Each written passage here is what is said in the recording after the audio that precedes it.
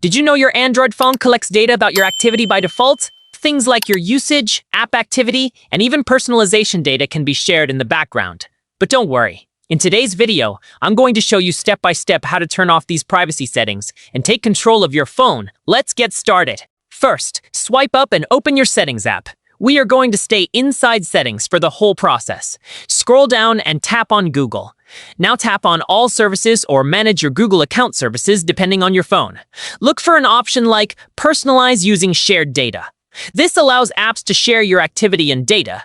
If you don't want that, simply turn it off. Go back and find Usage and Diagnostics. This sends your phone usage and app activity to Google. Turn this option off to reduce data sharing.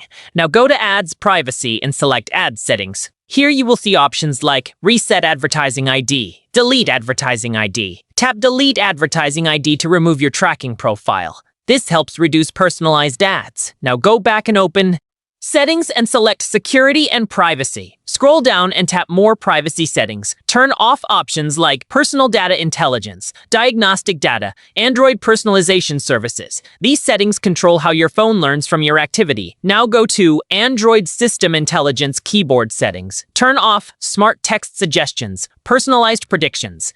This reduces how much your typing data is analyzed. Keep in mind, your phone is not secretly spying on you all the time. These settings are mainly used for personalization, ads, improving suggestions.